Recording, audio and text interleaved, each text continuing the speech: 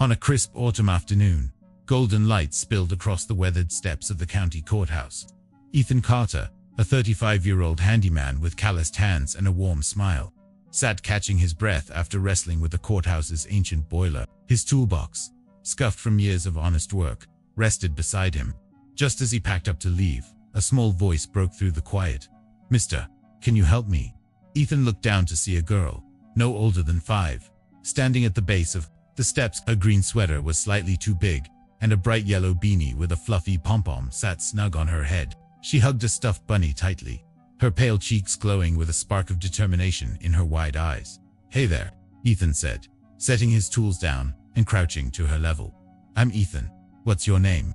"I'm Lily," she answered, her voice soft but steady. "I live up there with my grandma, but the elevator's broken again." She pointed to the aging apartment building next to the courthouse. Its bricks faded but sturdy. Ethan knew that building well, its flickering lights and creaky pipes were no strangers to his wrench. The elevator, especially, was notorious for giving out.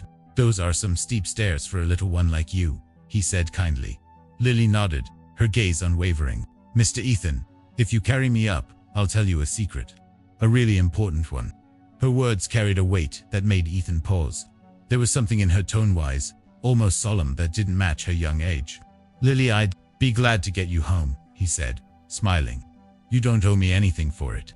But Lily shook her head, stubborn and sure. "Nope. Grandma says when someone helps you, you give something back. My secret's worth it." Ethan chuckled, charmed by her earnestness. She reminded him of his nephew, who lived halfway across the state, with that same spark of stubborn kindness. "All right, Lily," he said. "Deal." Scooping up his tools in one hand and Lily in the other, Ethan began the climb.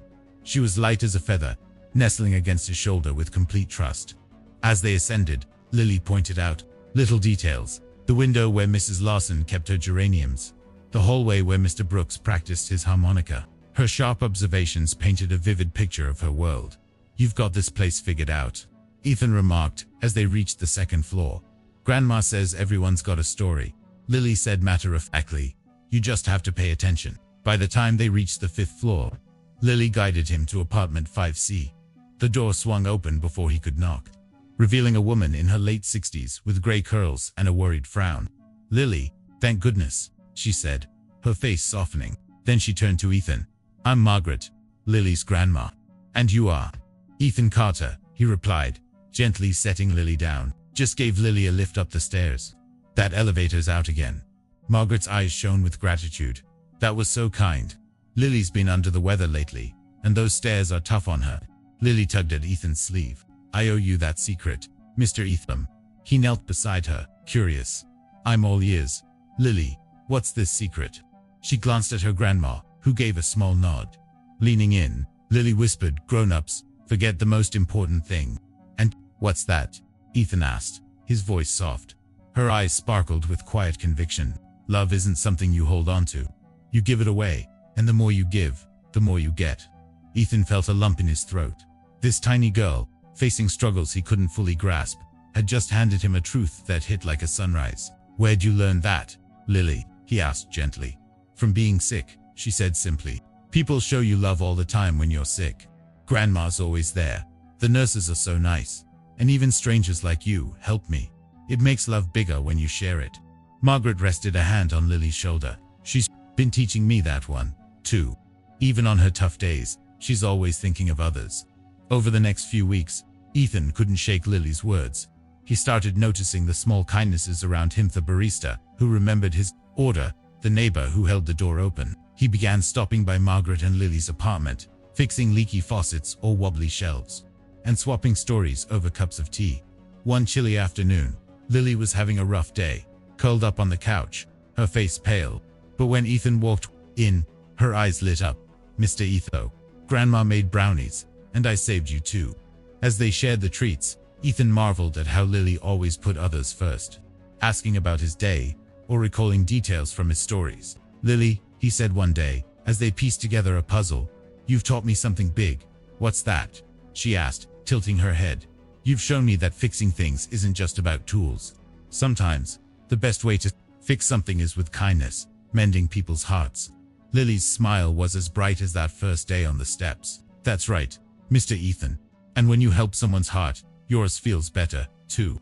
3 months later, Margaret called with joyful news. Lily's treatments were working, and she was growing stronger every day. To celebrate, they invited Ethan for a cozy dinner. Around the small kitchen table, Lily raised her glass of apple juice to Mr. Ethan, who carried me up the stairs and learned my secret. Ethan raised his glass, his heart full, to Lily, who showed me that the richest people aren't the ones with the most stuff, but the ones who give the most love. Margaret's eyes glistened. And to the family we've built not by blood, but by care.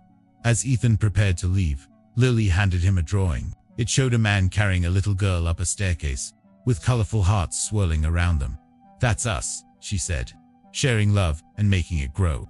Ethan tucked the drawing into his pocket, where it would stay, as a reminder of the day a 5-year-old changed his perspective forever. "Thank you, Lily," he said, hugging her gently. "Your secrets made everything better." She hugged him back, her small arms fierce. "That's what secrets are for, Mr. Ethan, too. Make the world a little brighter." As Ethan descended the courthouse steps that evening, where their story had begun, he felt changed. Some meetings, he realized, reshaped you forever. Wisdom can come from the smallest voices, and the greatest gifts often hide in the tiniest moments. The elevator was fixed the next week, but Ethan kept visiting. Some bonds aren't about need or convenience, they're about seeing each other, truly, and sharing love without holding back. Lily's secret had been right. Love wasn't meant to be kept. It was meant to be given freely, and in giving, both hearts grew richer. This story was brought to you by Stories That Stay.